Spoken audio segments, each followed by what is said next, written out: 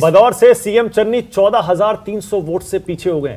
18 सीटों पर उनकी पार्टी आ गई। याद करिए, पिछले चुनाव में 77 जीते थे, शायद 77। इस बार 18 पे हैं। चन्नी खुद देखिए अपनी सीट भदौर से 14,300 वोट से पीछे चल रहे। इसका मतलब जो दलित कार्ड कांग्रेस ने पंजाब में खेलने की कोशिश की थी चुनाव से 3 महीने पहले, वो बुरी तरह से फ्लॉप होता हुआ दिखाई दे रहा है। बिल्कुल, लेकिन हम जो बात कर रहे थे यूपी की, खास करके आपने कहा, तो यूपी में आप देखिए कि समाजवादी पार्टी को कितना % वोट मिल रहा है और कितने सीट सुन के बढ़ रहे हैं, ऐसा नहीं है। तो अगर आप वेस्ट बंगाल में बीजेपी की बढ़त बताएंगे और कहेंगे कि बीजेपी की बहुत बड़ी जीत है, तो यूपी में भी समाजवादी पार्टी की बड़ी जीत है, क्योंकि उन्होंने अपना सीट भी बढ़ाया और उन्होंने अपना वोट % भी बढ़ाया।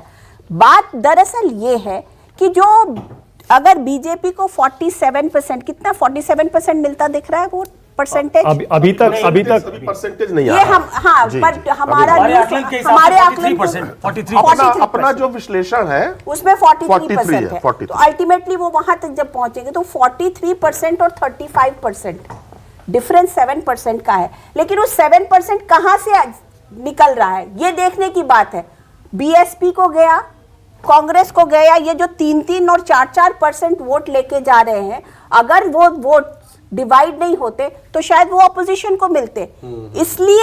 इसलिए बहुत लोगों को ये था कि कहीं बिल्कुल इक्वल इलेक्शन ना हो जाए। ओके, विनोद जी, आपके 2-3 मेन पॉइंट्स इस 5 स्टेट्स के इलेक्शन से, जो अब स्थिति बिल्कुल साफ है। 4 राज्यों में बीजेपी आ रही है, 1 में आम आदमी पार्टी आ रही है। देखिए, एक तो पंजाब में जो चेंज है, पॉलिटिकल चेंज है, वो टेक्टोनिक है, बहुत बड़ा पॉलिटिकल चेंज है। और जो ट्रेडिशनल पार्टीज थी वहाँ पर, वो सब फ्लैट हो गई लगभग, और ये बहुत कम होता है। ये दिल्ली में हुआ था और अब आप पंजाब में हैं। लेकिन मैं बताना चाहता हूँ कि पंजाब को गवर्न करना उतना आसान नहीं होगा जितना दिल्ली को आप सोशल मीडिया के ज़रिए गवर्न कर सकते हैं।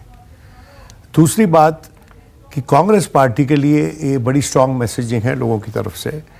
देखिए, कांग्रेस पार्टी को अपने आप को रीइन्वेंट करना पड़ेगा। पुराने तरीके से, पुराने डील डोल से अब उनको वो बड़ा रोल नहीं मिलने वाला।